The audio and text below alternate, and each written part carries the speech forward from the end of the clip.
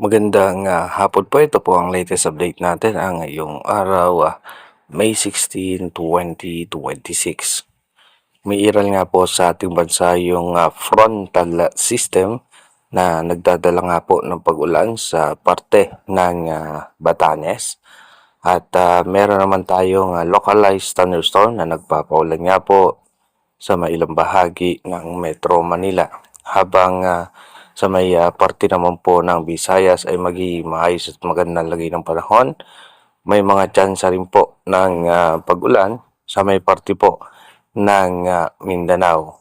At halos malaking bahagi naman ng ating bansa ay magiging maayos at maganda ang lagay ng panahon. At ayon nga po sa latest update ng ating advanced weather forecast ng European Center, may mga possible low pressure area po tayo na posibleng magpaulan sa ating bansa. Dumako na nga po tayo sa ating advanced weather forecast. Dito nga po sa ating advanced weather forecast, so possible nga po bukas May 17, so expected natin na may mga posibilidad pa rin na pag-ulan na mararanasan sa may parte ng Mindanao at ilang bahagi ng Batanes at dito nga po sa ilang bahagi ng eastern section ng northern Luzon at tumingiral pa rin nga po yung frontal system. Pagdating naman po ng May 17 ng gabi, so expected natin may mga tsansa ng mga isolated rain shower sa may parte nga po ng Quezon, maging dito nga po sa may Aurora at asahan natin na maayos naman ang lagay ng ating panahon. Pagdating naman po ng May 18, so meron pa rin po tayong frontal system sa extreme northern Luzon at magiging maayos at maganda pa rin ang lagay ng panahon, maalinsangan pa rin at may mga chance pa rin po ng mga biglang pagbuhos ng paglan sa eastern section ng Luzon. Ganoon din po pagsapit taggabi ng May 18. Pagdating naman po ng May 19, sasahan natin na maayos at magandang lagay ng panahon. Expected pa rin po natin may mga chance na mabiglang pagbuhos ng pagulan sa eastern section ng ating bansa. By May 20, asahan po natin na magiging maayos at maganda pa rin ang lagay ng panahon. Pagdating naman po ng May 20 ng gabi, magkakaroon po tayo ng possible low pressure area sa may labas ng ating Philippine Area of Responsibility sa eastern section po yan ng Visayas. Pagdating naman po ng May 21, sa expected nga po natin may pag-ulan sa parte ng Visayas. Pagdating naman po ng gabi ng May 21, dito po kung makikita natin magkakaroon ng panibagong pressure o low pressure area sa may eastern section ng Mindanao.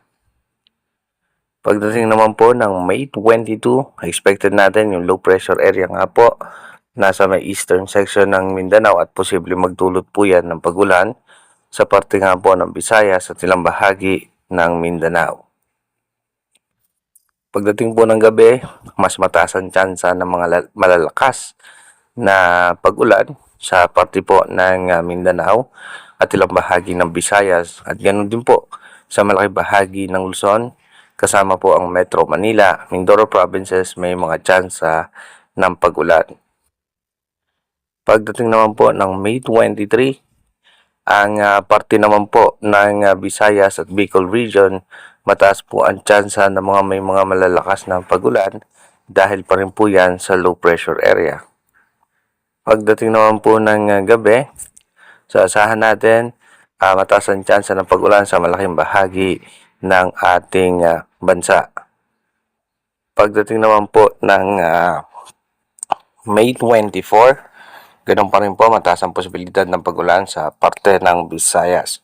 Pagdating po ng gabi ng May 24, expected na po natin na mataas ang tsansa ng pag-ulan sa Palawan, Visayas, Mindanao, ganoon din po sa Luzon including Metro Manila. Pagdating naman po ng May 25, So asahan natin by May 25, may pag-ulan po sa may parte ng Palawan. Pagdating naman po ng gabi ng May 25, asahan po natin mataas ang tsansa ng pag-ulan sa malaking bahagi ng ating bansa. Pagdating naman po ng May 26, dito muling mabubuo itong possible low pressure area sa may western section ng Palawan sa may parte po ng West Philippine Sea. So expected natin may pag-ulan pa rin sa may parte ng Visayas, Bicol region at dito nga po sa may parte ng Quezon. Pagdating po ng gabi ng May 26, so dito na nga po magkakaroon ulit tayo ng kumpulan ng kaulapan sa parte ng West Philippine Sea. At kung mapapansin po natin meron na po na pagbugso ng ating posibleng habagat sa may parte ng West Philippine Sea. Yan po yung ating imo-monitor sa mga susunod na advanced weather forecast kung ito ba'y magtutuloy-tuloy.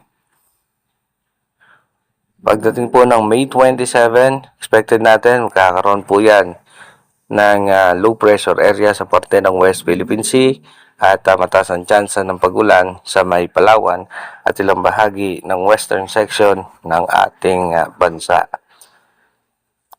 Pagdating naman po ng gabi ng May 27, mataas ang tsansa ng pag-ulan ng western section ng ating bansa. By May 29, tuloy-tuloy nga po magkakaroon tayo ng pag-ulan sa western section ng ating bansa. At kung mapapansin natin, tuloy-tuloy nga po yung pagbugso ng hangin na nanggagaling nga po dito sa may parte ng Vietnam at ng Cambodia. Ito po yung ating posibleng habagat na. Pagdating naman po ng gabi ng May 28, sa asahan po natin mataas ang tsansa ng mga biglang pagbuhos ng pag-ulan sa malaking bahagi ng ating bansa. By May 29, so expected nga po natin by May 29, tuloy-tuloy pa rin nga po yung pagbugso ng hangin na nakikita natin ngayon dito sa may western section ng ating bansa. At pagdating naman po ng gabi ng May 29, magkakaroon na naman tayong panibagong low pressure area sa eastern section ng Visayas. Pagdating naman po ng May 30, so expected natin, itong low pressure area na yan ay imo-monitor natin kung ano nga ba yung magiging posibleng scenario yan at habang yung isang low pressure area na nasa parte ng West Philippine Sea ay posibleng tumama po yan sa may parte ng Vietnam. Again, inuulit nga po natin yung ating advanced weather forecast is possible scenario pa lamang po yan kung nakikita nga po natin pabago-bago pa yung mga nagiging senaryo sa ating advanced weather forecast. Kaya manatili tayong tumutok sa ating advanced weather forecast para malaman natin yung mga posibleng sama ng panahon na makakaapekto sa ating bansa. Mag-iingat po tayo palagi. God bless po sa ating lahat. Global Typhoon, Chairman TV. Weather update. Helping homeless people. Please subscribe.